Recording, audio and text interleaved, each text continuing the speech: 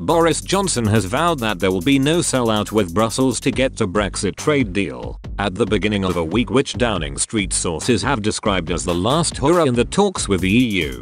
Sources close to the Prime Minister have made it clear that there will be no prospect of abandoning the government's key principles. There was a positive sign that deals can be done with Europe as Home Secretary Priti Patel pulled off an historic agreement to tackle illegal migrants crossing the English Channel. But the firm words on Brexit means that the UK will not back down over EU demands to be allowed to continue to pillage British fishing waters or agree to so-called level playing field demands which would leave British regulations governed by Brussels. The hardline came as British negotiator Lord Frost and the EU's Michel Barnier met yesterday in London to start a last intensive round of negotiations. However, even as the negotiating teams sat across the table from one another, senior Tory MPs and newly elected ones from the former Labour Red Wall seats made it clear that the Prime Minister will face a major rebellion if he betrays the referendum vote. Former Conservative leader Sir Ian Duncan Smith urged Mr Johnson to embody the spirit of Henry V in the talks. Quoting from Shakespeare's play of the conquering English king, he said, "Boris must imitate the action of the tiger, stiffen the sinews, summon up the blood, disguise fair nature with hard-favoured rage and win."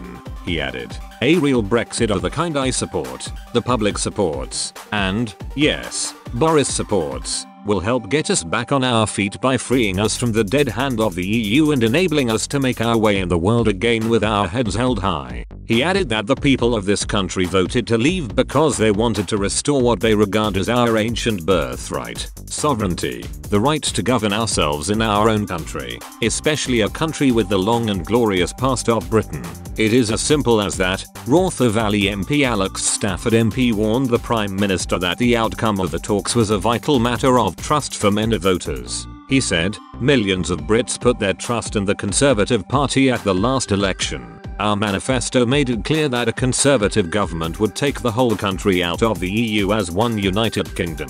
It said that any deal must take us out of the customs union, allow us to set our own tariffs and do our own trade deal and pass our own laws and ensure it is our courts that enforce them.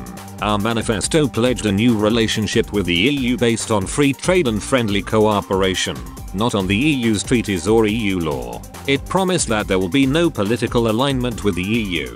We made it clear that a Conservative government would secure a deal that would mean the UK will be out of the single market and that the European Court of Justice would no longer have any jurisdiction," he added. "We promised the British people that a Conservative government would secure a deal that will take back control of our laws, take back control of our money, control our own trade policy, introduce an Australian-style points-based immigration system and ensure we are in full control of our fishing waters." The British people have waited patiently for 4.5 years for Brexit to happen. I have every faith that our Prime Minister will deliver the Brexit deal he promised to the British people, with the coronavirus vote and spending review votes coming next week with potential Tory rebellions.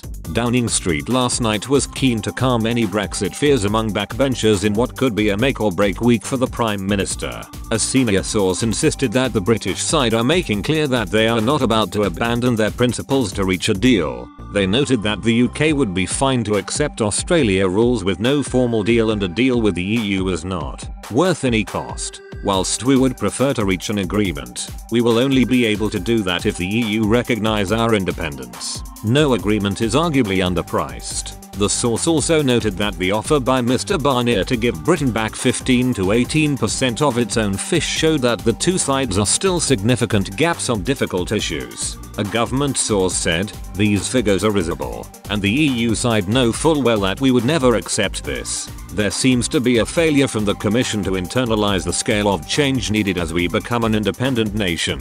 The EU fish almost half of the fish in British waters and Mr Barnier's team have been repeatedly told that there needs to be a change to that situation in the future and that is something Britain intends to secure. The UK team will not settle for anything less than a great deal for UK fishing communities that guarantees for the first time in nearly 50 years that we have control over our waters," the source said. There is also a higher level of frustration in the British team at EU stalling tactics which have meant that the text has only been considered at the end of October following many wasted months. British negotiators have noted that the EU still doesn't seem to understand that Britain cannot accept a deal that undermines our new status as an independent country. A source close to the negotiations added, "Over the coming days we will continue to negotiate with creativity and intensity. We hope that the EU will come with some fresh thinking because what we've seen so far doesn't cut it. They must understand that we are not going to sell out our sovereignty."